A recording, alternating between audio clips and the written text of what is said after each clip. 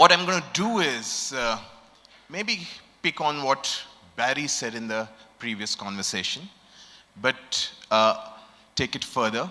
I'm going to talk of 5 challenges. I think it's important to also challenge ourselves. We've been celebrating. It's fantastic to celebrate, but this is a moment also to challenge ourselves. So let me start by challenging ourselves. And the first challenge, I think, is when we're talking of shifting the power. I think the power, let's be honest, power has actually shifted the other way. The needle has moved to the other side. Let me just, articulate that. It happened when all the big declarations of the 90s, whether it was Copenhagen, whether it was Cairo, whether it was Joburg, it all got converted into a matrix called the MDGs, just indicators and so on. It also happened when we saw the responses of the states across the world post 9/11, which became a securitized discourse, which essentially meant shrinking of the human rights and civil society space. It also gets reflected in what Piketty says, past 50 years gains moving towards equality have been watered away, or what we have recently seen in terms of, or maybe before that, the Oxfam report which says 57 people, put them in a double-decker bus, and they have more resources than 50% of the total global population. And then what we have seen, whether it's Brexit, whether it's Trump, whether what I'm reading about the French elections, I really think that the power has shifted on the other side. I think it's really how do we frame our conversation now. It's really a battle of values. I would say it's a battle for the soul of humanity. And we need to frame it right. That's the first challenge, not about whether Ford has the money and Gates has the money, whether we get the resources or not. It's a much larger historic battle that we need to be participating in. That's the first challenge. The second, let's not uncritically celebrate the idea of local and community. It's the same community which voted Trump in.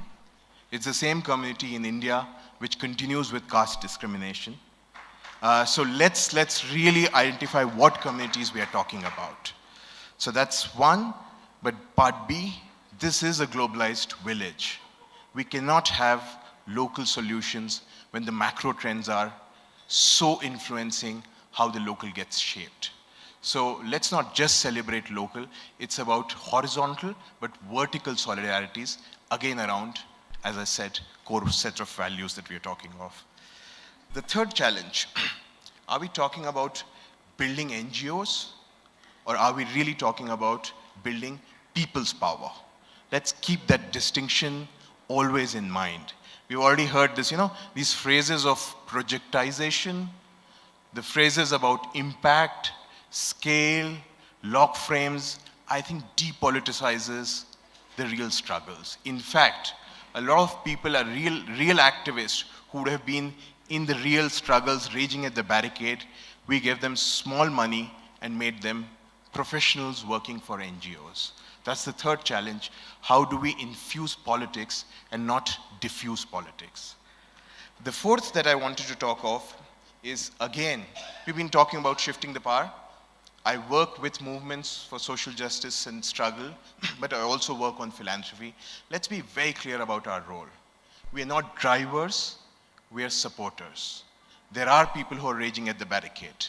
It's about finding the right kind of support so that these movements become more robust. It's about really, and I disagree with some of the conversations where we felt that many people don't have role in this big struggle that we are talking of.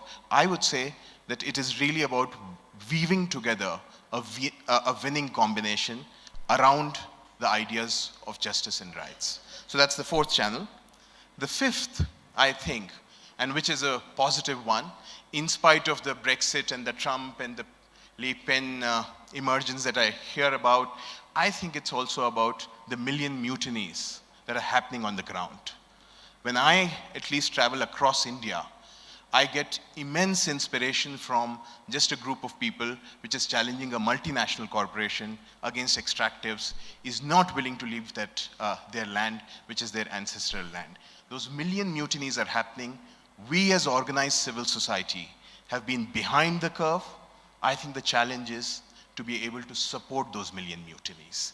I think that's the real challenge. And finally, I would say it's essentially about the real challenge in a way I'm posing again to all of us, which is my first challenge.